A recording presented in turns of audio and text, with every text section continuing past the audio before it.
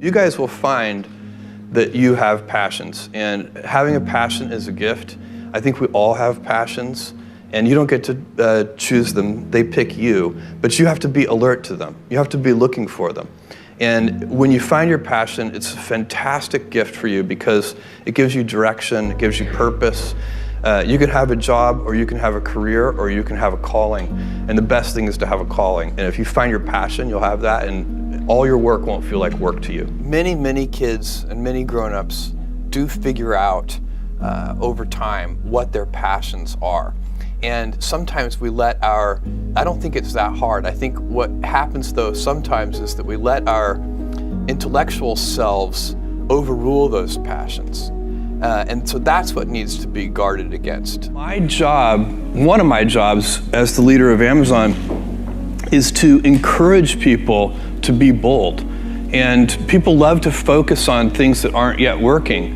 And that's good, it's human nature. That kind of divine discontent can be very helpful. But it's incredibly hard to get people to take bold bets. And you need to encourage that. And if you're gonna take bold bets, they're going to be experiments, and if they're experiments, you don't know ahead of time whether they're going to work. Experiments are by their very nature prone to failure, but a few big successes compensate for dozens and dozens of things that didn't work. So, bold bets, AWS, Kindle, Amazon Prime, our third-party seller business, all of those things are examples of bold bets that did work, and they pay for a lot of experiments. I've made billions of dollars of failures at Amazon.com, literally billions of dollars of failures. And you might remember Pets.com or Cosmo, or give myself a root canal with no anesthesia very easily. None of those things are fun, but they don't matter. What really matters is companies that don't continue to experiment, companies that don't embrace failure, they eventually get in a desperate position where the only thing they can do is make a kind of Hail Mary bet at the very end of their corporate existence. Whereas companies that are, making bets all along, even, big bets, but not bet the company bets. I don't believe in bet the company bets. That's when you're desperate. That's the last thing you can do. It's not. You could be out of work and have terrible work-life balance. Even though you've got all the time in the world, right. You could just feel like, oh my God, I'm miserable, and you would be draining energy. And so you have to find that harmony. It's a much better word. And I think for most people, it's about meaning. People want to know that they're doing something interesting and useful. And for us, because of the challenges that we have chosen for ourselves, we get to work in the future, and it's super fun to work in the future for the right kind of person. You need to be nimble and robust. So you need to be able to take a punch, and you also need to be quick and innovative and doing new things at a high speed. That's the best defense against the future. And you have to always be leaning into the future. If you're leaning away from the future is going to win every time. Never, ever, ever lean away from the future. We all have adversity in our lives. I doubt if you really, if you know somebody, any friend or anybody that you talk to, there's no lack of adversity, and by the way, that's good, because it's what teaches us how to get back up. You fall down, you get back up. It always happens. And you get certain gifts in life, and you want to take advantage of those. But I guess my advice on adversity and success would be to be proud not of your gifts, but of your hard work and your choices. So, you may be, the kinds of gifts you get in life, you might be really good at math. It might be really easy for you. That's a kind of gift. But practicing that math and taking it to the next step, that could be very challenging and hard, and take a lot of sweat. That's a choice. You can't really be proud of your gifts because they were given to you. You can be grateful for them and thankful for them. But your choices you choose to work hard. You choose to do hard things. Those are choices that you can be proud of. Being an inventor requires, because the world is so complicated, you have to be a domain expert. I mean, in a way, even if you're not at the beginning, you have to learn enough so that you become a domain expert.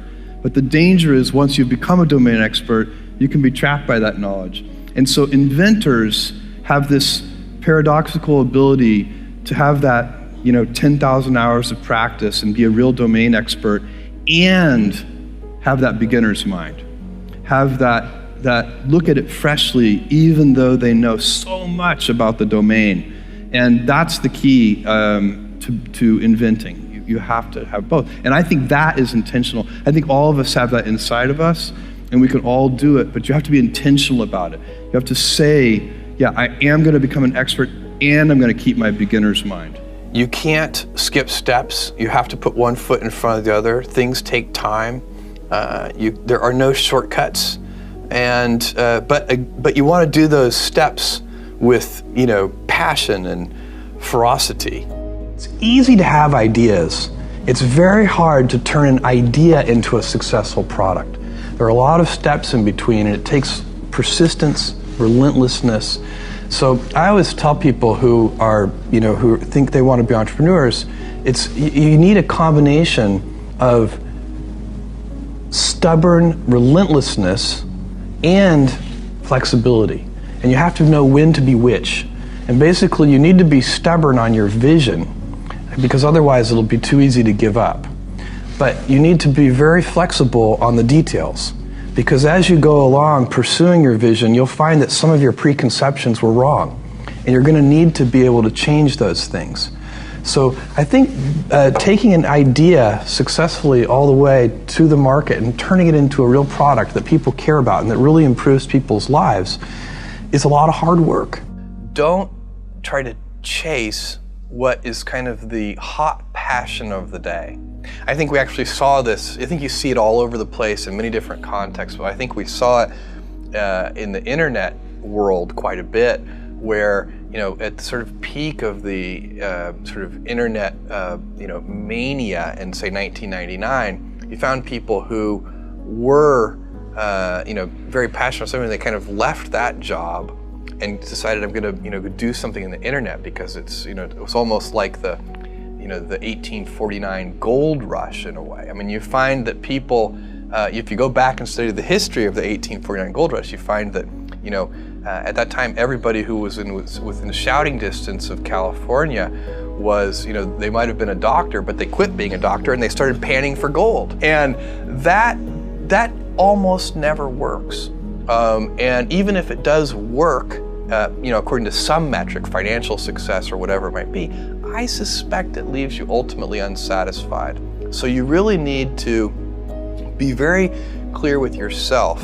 And I think one of the best ways to do that is this notion of projecting yourself forward to age 80, looking back on your life and trying to make sure you've minimized the number of regrets you have. That works for career decisions. It works for family decisions. Do you want? I have a 14-month-old son, and it's very easy for me to, if I think about myself when I'm 80, I know I want to watch that little guy grow up.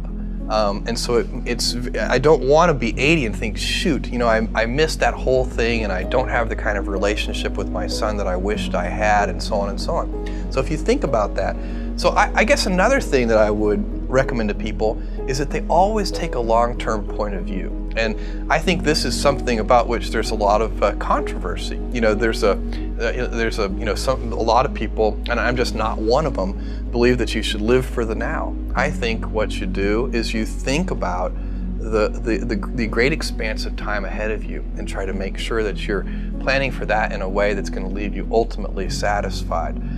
So this is the way it works for me. And I mean, everybody needs to find that for themselves. So I think there are a lot of paths to satisfaction, and you need to find one that works for you.